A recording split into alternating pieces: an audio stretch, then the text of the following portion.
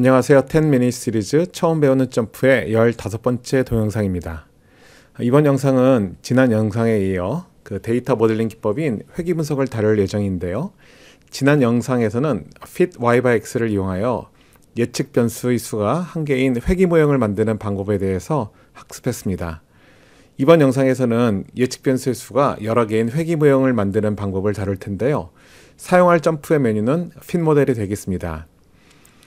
예측 변수의 수가 여러 개가 되면 사실 굉장히 여러 가지 사항을 다뤄야 하지만 이번 영상에서는 최소 자승법을 이용한 변수 선택과 모델을 만드는 방법을 우선 다루도록 하겠습니다.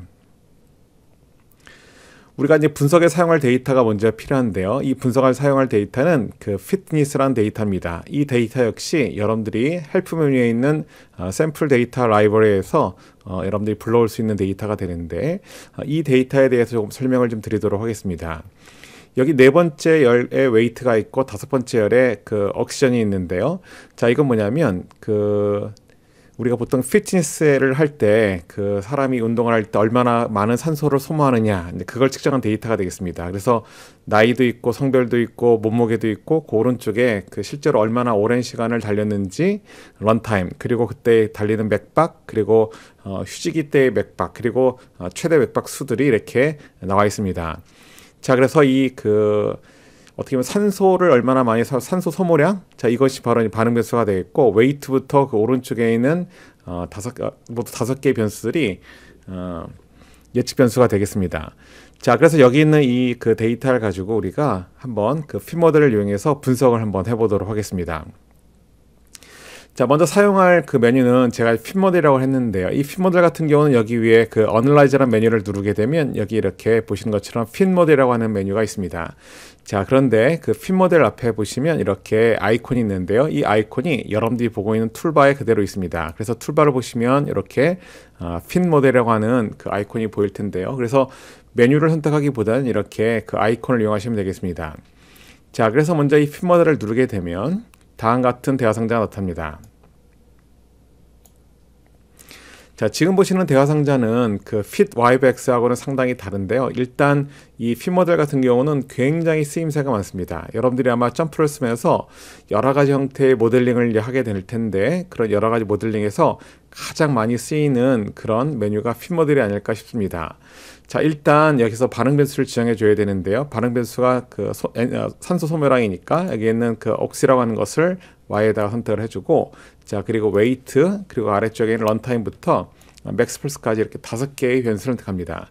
자, 그런데 중간에 이렇게 그 한 칸을 띄워놓고 나머지 이제 네 개의 변수를 추가로 선택을 했는데요. 이런 경우는 여러분들이 키보드에 있는 컨트롤 키를 눌러가지고 선택을 하시면 되겠습니다. 이렇게 모두 5개의 예측 변수를 선택을 하고 그 다음에 그 오른쪽 하단에 있는 add라고 되어 있는 버튼을 누르게 되면 이렇게 모델 박스 안에 5개의 예측 변수가 들어오게 됩니다.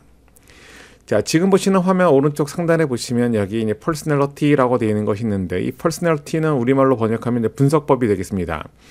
자, 그래서 여기서는 우리가 최소 자승법을 이용해 가지고 우리가 그 회귀 모형을 만들 텐데요. 사실은 제가 조금 전에 이 fit 모델이 굉장히 많은 곳에서 사용이 될 것이다 라고 했는데 여기는 이 personality라고 하는 이 콤보 상자를 누르게 되면 거기에는 굉장히 많은 메뉴들이 있게 됩니다. 그래서 여러분들하고 제가 나중에 여기 있는 기능들을 한 가지씩 여러분들 소개를 하면서 공부를 좀 해보도록 하겠습니다.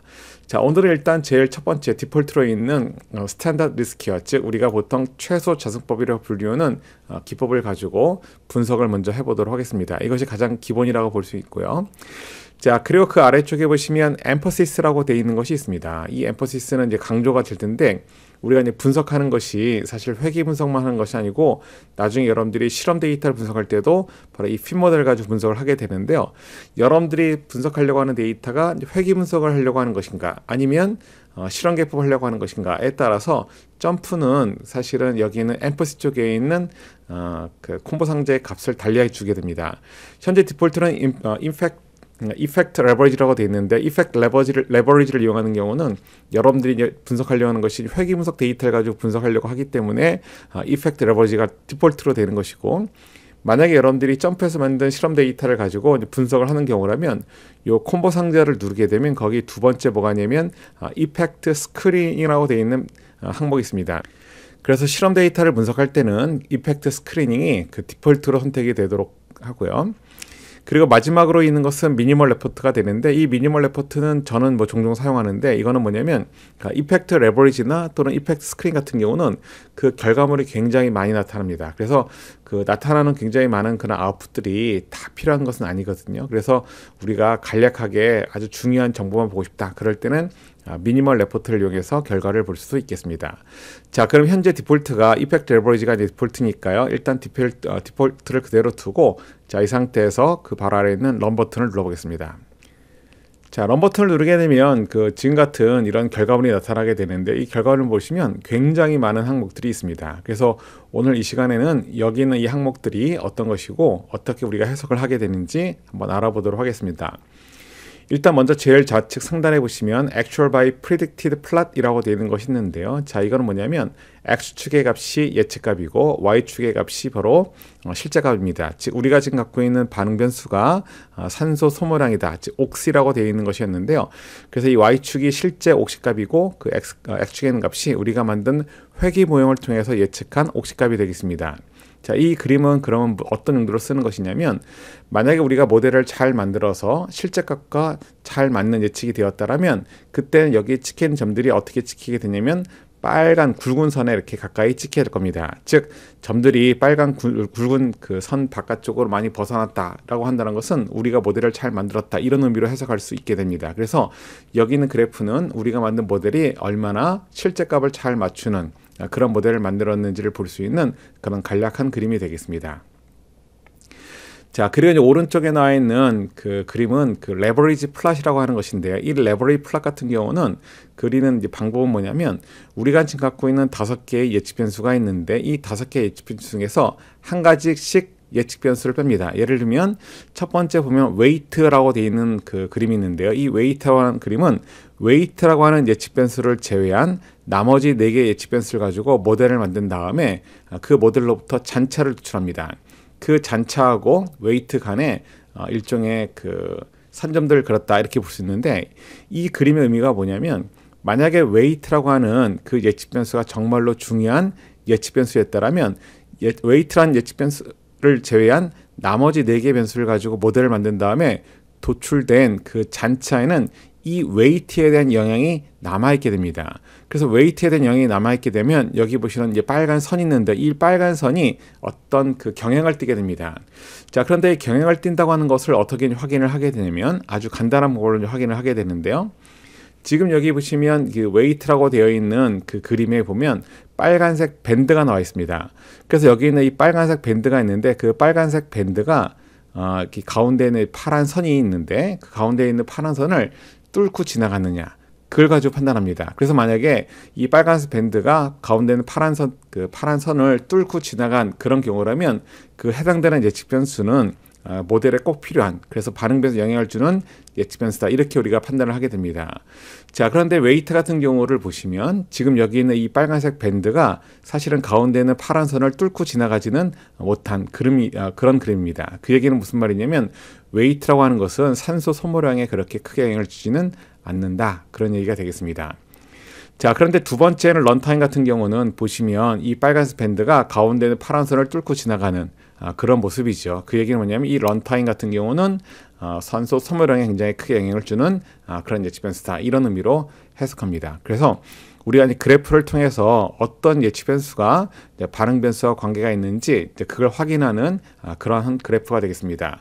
그래서 여기는 그래프를 먼저 대충 우리가 살펴보게 되면, 일단 웨이트 같은 경우는 반응 변수에 영향을 주지 않는 거고, 런타임은 영향을 주고, 런펄스라는 것도 가운데 파란 선을 뚫고 지나가니까 영향을 주고, 레스팅 펄스 같은 경우는 지금 보니까 가운데 있는 파란 선을 뚫고 지나가지 못하는 모습이죠, 밴드가. 그래서 얘는 역시 반응 변수에 영향을 주지 않는 모습이고, 마지막으로 있는 맥스 펄스 같은 경우도 가운데 있는 파란 선을 뚫고 지나가니까 지금 여기 나와 있는 그 5개 예측 변수 중에서 런타임, 그리고 런펄스, 그리고 맥스 펄스, 이 3개의 예측 변수가 반응 변수에 영향을 주는 것으로 일단 그래프상으로 보이게 됩니다. 자, 그런데 매번 이렇게 그래프를 가지고 본다는 것은 사실 좀 불편할 수 있는데요. 그래서 보통 우리가 사용하는 방법은 P값을 통해서 확인을 하게 됩니다. 그래서 지금 여러분들이 보고 있는 화면 좌측에 보시면 Effect Summary라고 되어 있는 테이블이 있는데요. 그 테이블을 보시면 우리가 지금 갖고 있는 5개의 예측 변수에 대해서 log worth라는 값이 나와 있고, 그리고 맨 오른쪽에는 p-value가 나와 있습니다. 보시면 여기 있는 p-value 중에서 아래쪽에 있는 p-value들이 지금 p-값이 큰 건데요. 그래서 weight라고 하는 것과 less pulse 같은 경우는 p-값이 우리가 보통 유의순 알파를 5% 정도로 둔다라면 그 5%보다는 굉장히 큰 그런 값을 갖고 있습니다. 그 얘기는 weight하고 less pulse 같은 경우는 반응 변수에 영향을 주지 않는다, 이런 얘기가 되겠습니다. 자, 그런데 여기서 한 가지 중요한 것이 있는데요. 우리가 이런 회귀 분석을 할 때 궁극적으로는 우리가 회귀 모형을 만듭니다. 즉 식을 만들어야 되는데요. 이 식을 만들 때는 반응 변수에 영향을 주지 않는 그러한 예측 변수는 식에 포함을 시키면 안 됩니다. 자, 식에 포함을 시키지 않으면 어떻게 하냐? 여기는 이 웨이트하고 레스 펄스를 모델에서 이제 제외를 시켜줘야 되는데요. 그걸 제외시키는 것은 어떻게 제외를 시키냐면, 여기는 웨이트하고 레스 펄스라고 하는 이 두 개 항을 이렇게 마우스로 드래그합니다. 자, 그리고 그 바로 아래쪽에는 remove라고 되어 있는 것이 있는데요. 이 remove라고 하는 것을 이렇게 누르게 되면 바로 여기 remove가 모델에서 제외가 됩니다. 이렇게 remove가 모델에서 제외가 되고 화면을 밑으로 쭉 내려가 보면 맨 아래쪽에 parameter estimate라고 하는 곳에 보시면 거기에 이렇게 이 세 개, 남겨져 있는 세 개의 예측 변수에 대한 estimate, 즉 추정치가 나와 있습니다. 그래서 우리가 이제 식을 쓴다라면 상수항의 값이 80.99, 그리고 세 개의 예측 변수에 대한 회귀 개수가 거기 마이너스 2.97, 마이너스 0.375, 0.354 이렇게 회귀 개수 나와 있기 때문에 이걸 가지고 우리가 회귀식을 만들면 되겠습니다. 자, 그런데 만약에 여러분들이 회귀식을 직접 눈으로 보고 싶다라고 한다면 방법이 있습니다.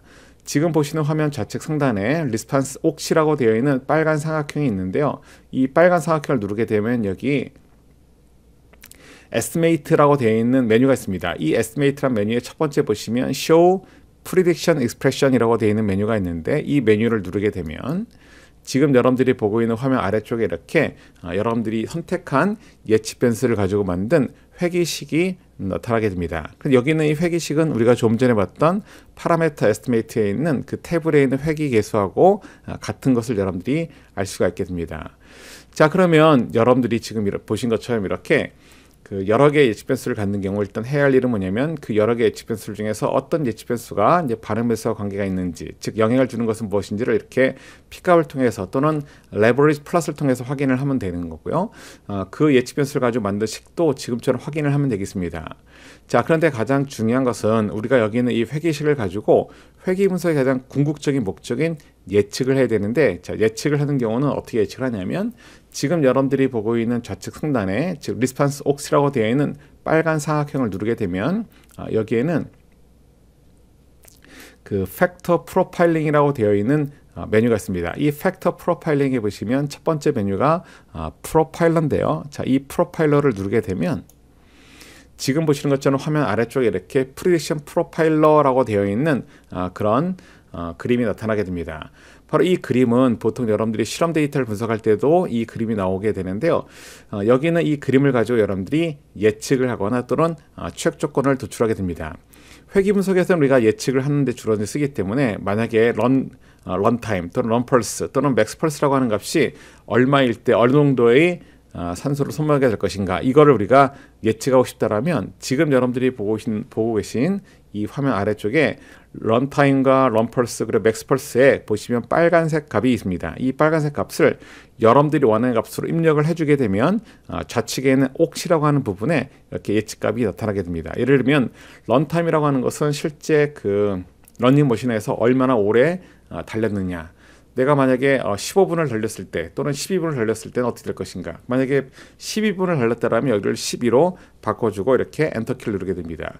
자, 그렇게 되면 좌측에 있는 그 옥시의 값이 43.18로 이렇게 바뀌게 되고, 만약에 그 런펄스라고 하는 것이 달릴 때 어떤 펄스라고 하는 것이 조금 낮으면 어떻게 되느냐. 그래서 이걸 만약에 169가 아니고 얘를 160으로 이렇게 바꾸겠습니다. 그리고 엔터키를 누르게 되면 이렇게 옥시 값이 조금 더 높아지는 것을 알 수 있게 됩니다.